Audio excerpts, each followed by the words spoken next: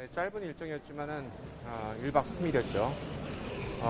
한미, 한일, 한미일 양자와 3자 회담을 굉장히 밀도 있게 효과적으로 진행을 했다고 생각을 합니다. 역시 그 전략적 공감대가 있으니까 한미일 3국 간에 여러 가지 그 현안과 또 미래 그 이슈들을 상당히 빠른 속도로 다양하게 효과적으로 협의를 마치고 왔습니다. 그 미국에서요, 중국의 영내 도발 관련해가지고 대만 해역에서의 평화와 안정을 위한 공동 노력 이거에 대해서 언급을 했거든요. 근데 한국은 구체적인 입장이 안 나온 것 같아서요. 좀 어떤 논의가 되시나요? 네, 혹시 그 중국 또 대만 해협 문제 또 그 영내 여러 그 안정의 문제는 저희 입장에서도 굉장히 중요한 사안입니다. 특히 대만 해협은 우리의 어떤 그 원유 송로라든지 이런 것과 직접적인 연관성이 있기 때문에 평화와 안정이 유지돼야 되는 거고 어떤 현상 변경이 이렇게 이루어지는 것에 대해서 우리 입장에서는 쉽게 이렇게 받아들이기 힘든 측면이 있죠. 그래서 저희들의 입장을 좀 더 정리해서 나중에 교환하기로 그렇게 협의를 봤습니다. 이번에 그 인플레 감축법에 대한 우리 측의 우려를 좀 전달하셨다고 네. 들었는데요. 그에 대한 미국 측의 좀 입장은 어떻게 나왔을까요?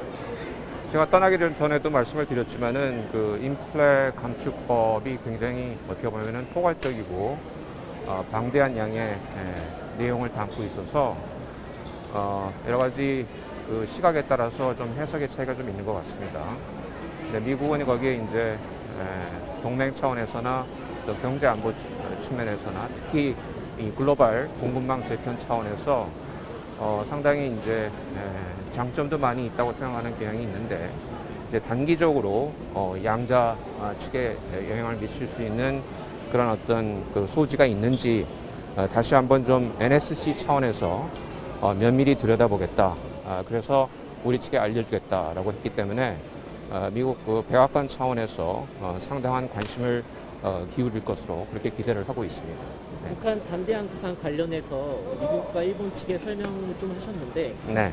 사실 북한이 아직 이에 대해서 구체적으로 호응을 하고 있지는 않는 상황이라 이거에 대한 미국과 일본의 입장은 좀 어땠는지 말씀해 주세요. 담대한 구상 만드는 과정에서 일본과 또 미국과 저희가 상당히 밀도 있는 협의를 거쳐서 나온 작품이기 때문에 이번 3자 회의에서도 미국과 일본이 전적으로 지지하는 입장을 밝혔고요.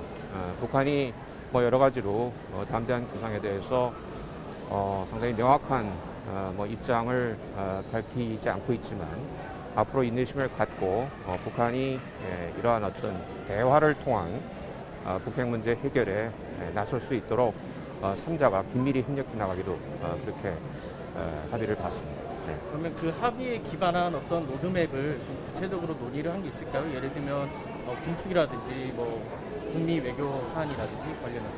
네, 그거는 그 로드맵은 이미 담대한 구상을 협의하는 과정에서 만들어 놨습니다.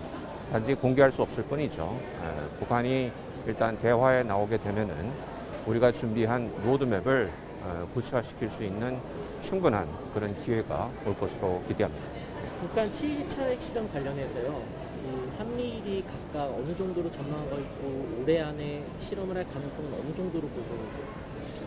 이미 수차례 말씀드렸지만은 북한은 하시라도 핵실험을 할 수 있는 그런 준비를 마친 상태이기 때문에 북한이 7차 핵실험을 했을 때 한미일이 국제사회와 더불어서 어떻게 대응할지에 대해서 논의가 있었고요. 앞으로 그러한 논의를 좀 더 구체화해 나가기로 했습니다. 이미 제가 말씀드린 것 같은데 떠나기 전에 그렇지만은 이번 만약에 북한이 7차 핵실험을 하게 되면은 그것은 절대로 6 더하기 1이 아니다. 7차 핵실험을 지금까지 대응했던 그런 방식으로 대응하지 않을 것이고 한미일이 공조를 통해서 국제사회와 더불어서 강력히 대응하기로 그렇게 합의를 봤습니다. 이번에 그 한일 양자회담도 좀 하셨는데 강제징용 등 한일 과거사 문제 관련해서 좀 어떤 진전된 의견 교환이 있었을지 좀 궁금합니다. 구체적인 방법론에 대해서는 얘기할 수 있는 기회가 그렇게 시간적 여유가 많지 않았고요. 하지만은 역시 강제징용 문제를 풀므로써 한일 양측 간의 다른 주요 현안들도 포괄적으로 풀려나갈 수 있을 것이다. 이런 그 기대감을 일본 측도 가지고 있었고, 그런 어떤 공감대 위에서 저희가 앞으로 한 두 달 정도 집중적으로 노력을 해서 뭔가 해법을 도출할 수 있지 않을까 이렇게 기대를 하고 있습니다. 그 마지막으로 한일 정상회담 정식적으로 개최하는 것에 대해서 뭐 구체적인 시기나 이런 거 논의하신 건 없으신가요? 구체적인 시기를 논의했지만 현재 밝힐 단계는 아닌 것 같고요. 또 앞으로 유엔을 비롯한 다자 회의 계기라든지 아니면은 그 전후 필요하다면은 양 정상이 이른바 그 셔틀 외교의 형태로 만나서 그 해법을 구체적으로 국민들에게 밝힐 그럴 기회가 있을 것으로 생각을 합니다. 여기까지. 이러면은 유엔 총회도 가능성이 있다는 말씀이실까요? 그 가능성을 열어놓고 있습니다. 네. 네, 여기까지. 괜찮겠죠? 감사합니다. 네, 고맙습니다. 네.